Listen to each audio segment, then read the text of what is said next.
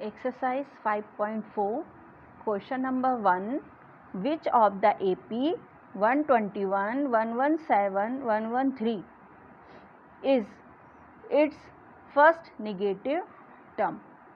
तो हमारे पास यहाँ पर AP गिवन है और हमको इसमें फाइंड करना है कि ये देखो ये डिक्रीजिंग हो रहा है, देखो 121, 117, 113, तो इसमें ऐसे डिक्रीज होते होते ये एक ऐसा कंडीशन आएगा कि इसमें टर्म क्या आएगी, नेगेटिव। तो हमको फाइंड करना है कि कौन सी फर्स्ट टर्म नेगेटिव होगी।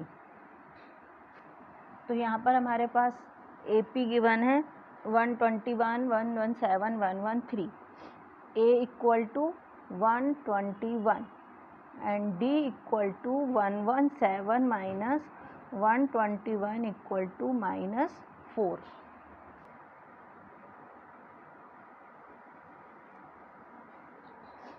अब यहाँ पर हम ये कंसीडर कर लें, let nth term be negative. तो अब हमारे पास an के लिए फार्मूला है a plus n minus 1 d। an equal to 121 plus n minus 1 d, 121 plus -4n plus 4, 125 minus 4n।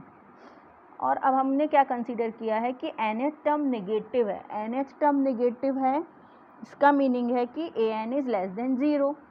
an is less than 0 means 125 minus 4n is less than 0।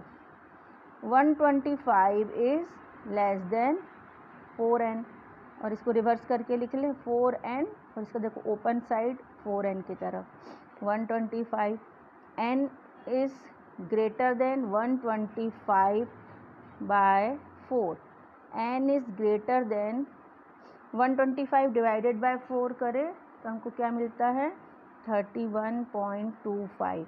मतलब हमको क्या मिल रहा है कि n की वैल्यू ग्रेटर है 31.25 से, मतलब 31.25 से ग्रेटर जो टर्म आएगी नेक्स्ट वो कौन सी होगी 32। इसलिए हमारा इसका आंसर क्या आएगा कि 32 term will be 32th term will be first negative term.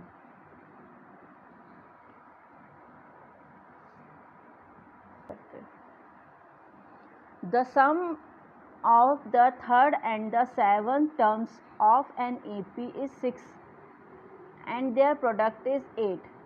Find the sum of the first 16 terms of the AP. यहाँ पर हमको गिवन है sum of third and seventh term is 6 and product of third and seventh term is 8। तो इसको equation 1 denote करें, इसको equation 2। अब इसके बाद by equation 2 A3 equal to 8 by A7, इसको पुट कर दे थर्ड। अब by 1 and third 8 by A7 plus A7 equal to 6, multiply throughout by A7।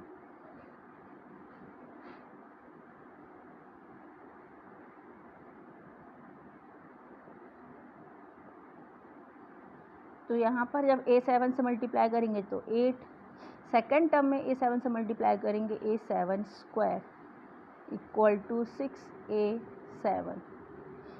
अब A7 square minus 6A7 plus 8 equal to 0।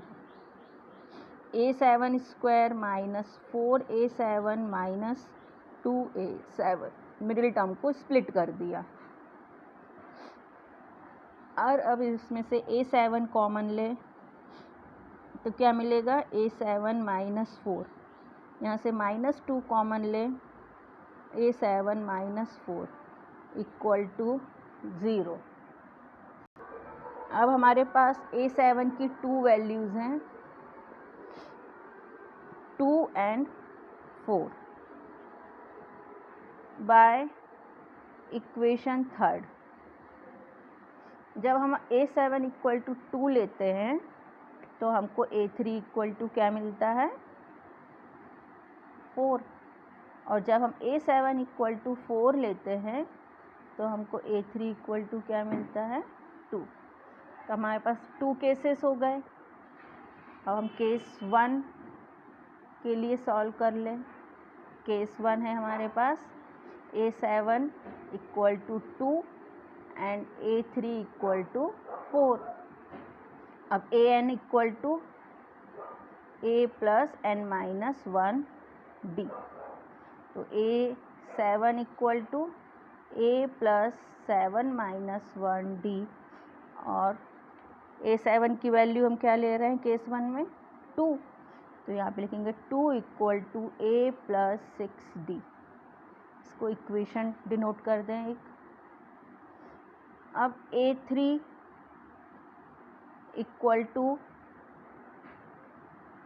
A plus 3 minus 1D। अब A3 की value हम case 1 में क्या ले रहे हैं, 4। तो यहाँ मिलेगा 4 equal to A plus 2D। ये हमारा नेक्स्ट इक्वेशन बन गया है। अब इसको एलिमिनेट कर ले यहाँ से A को, तो अब लिख लेते हैं फिर से A plus 2D equal to 4, A plus 6D equal to 2। Subtract कर दो, माइनस माइनस माइनस, तो A eliminate, minus 4D equal to 2,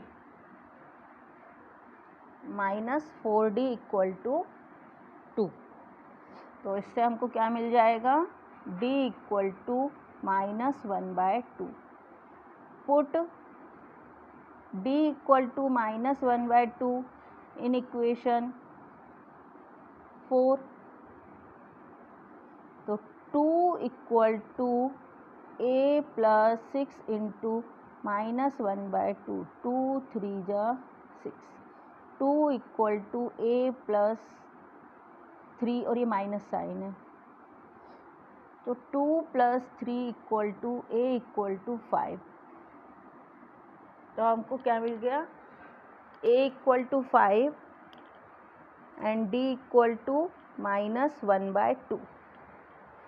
अब हम यहाँ पर, हमको क्वेश्चन में क्या फाइंड करने बोला है, sum of the first 16th term, मतलब हमको S16 फाइंड करना है। Sn का फार्मूला है n/2 2A plus n minus 1D। तो S16 equal to 16/2, 2 into 5 plus 16 minus 1, और D की वैल्यू -1/2। ये होगा 8 10 माइनस 15/2। 8 एलसीएम 2, 20 माइनस 15, 2 4 जा 8, 4 और 20 माइनस 15 5, क्या मिल जाएगा 20। तो S16 की वैल्यू क्या मिल रही है हमको, 20। ये केस 1 में मिल गया। अब केस 2 में हम A7 इक्वल टू 4 और A3 इक्वल टू 2 कंसिडर करें। फिर से An के फार्मूले से स्टार्ट करेंगे। An equal to A plus n minus 1D। तो A7 equal to A plus 7 minus 1D। अभी A7 की वैल्यू क्या है, 4। तो क्या मिलेगा, A plus 6D equal to 4। ये हमारे पास एक इक्वेशन मिल गया। अब A3 equal to A plus 3 minus 1D, और A3 की वैल्यू है 2, तो A plus 2D equal to 2। ये हमको एक और इक्वेशन मिल गया।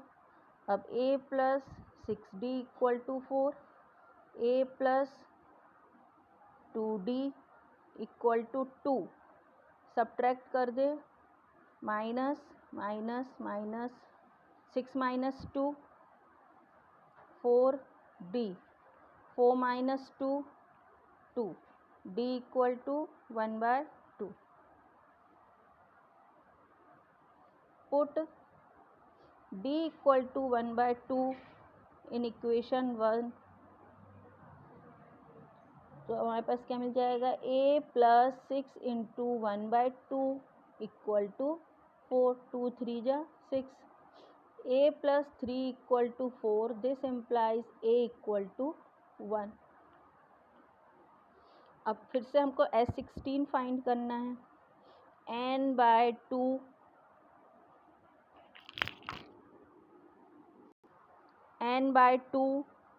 2a plus n minus 1 d,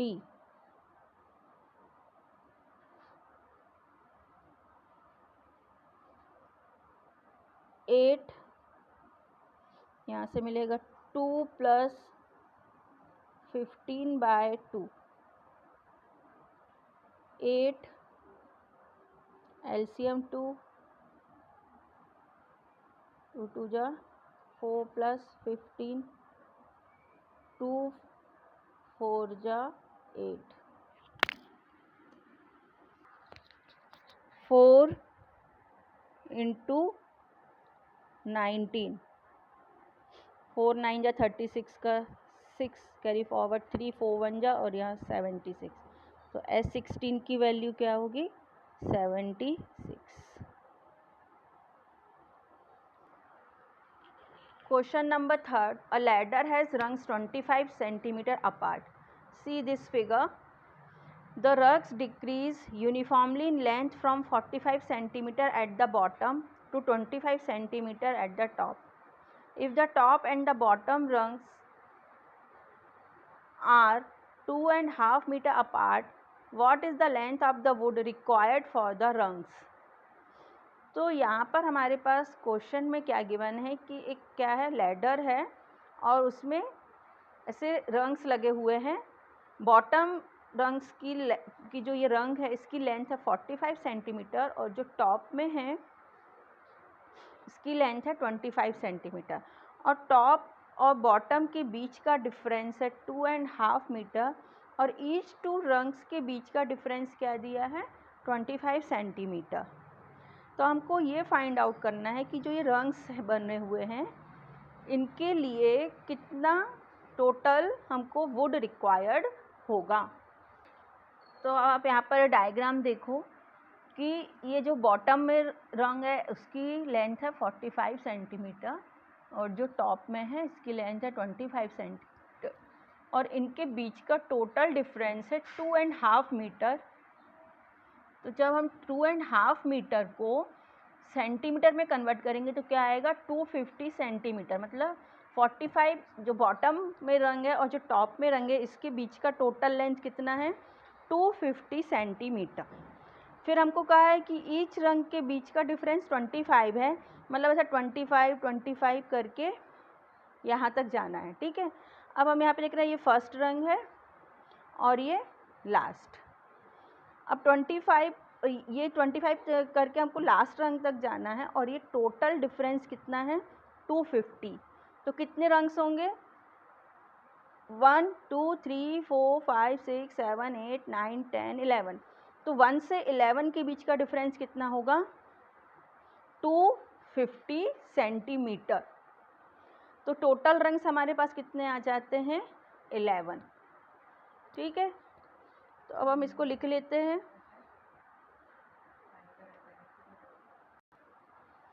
तो हमारे पास क्या क्या गिवन है,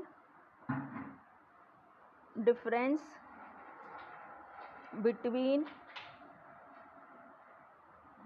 to rungs equal to 25 centimetre and difference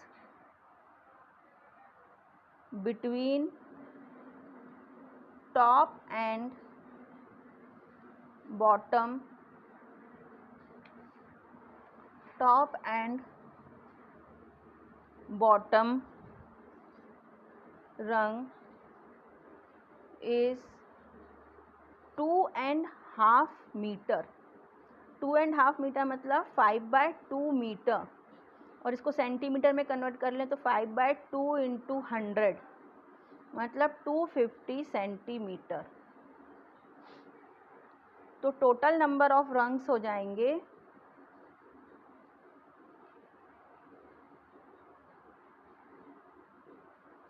250 total length, और 2 रंग्स के बीच का डिफरेंस +1 मतलब 11 रंग्स। और हमने डायग्राम से भी देख लिया है कि टोटल कितने रंग्स आ रहे हैं, 11 रंग्स। अब हमारे पास जो बॉटम में है रंग उसका लेंथ, वुड की उसकी लेंथ है 45 सेंटीमीटर। और इसके बाद जो हमारे पास लास्ट रंग है मतलब 11th जो टर्म कहलाएगी, 11th टर्म, उसकी वैल्यू कितनी दी है 25 सेंटीमीटर। मतलब हमारे पास ए की वैल्यू 45 सेंटीमीटर है और एल की वैल्यू 25 सेंटीमीटर। अब हमको टोटल कितना वुड रिक्वायर्ड है ये फाइंड आउट करना है, मतलब हमको टोटल लेंथ SN मतलब S11 फाइंड आउट करना होगा। नहीं, ये वाला फार्मूला नहीं, A + L वाला, क्योंकि हमारे पास A और L गिवन है। तो 11/2 A + L,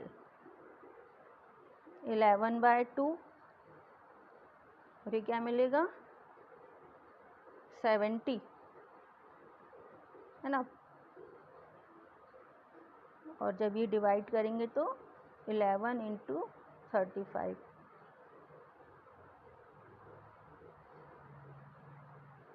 385 सेंटीमीटर। तो हमारा लास्ट आंसर आ जाएगा, therefore the length of would required for the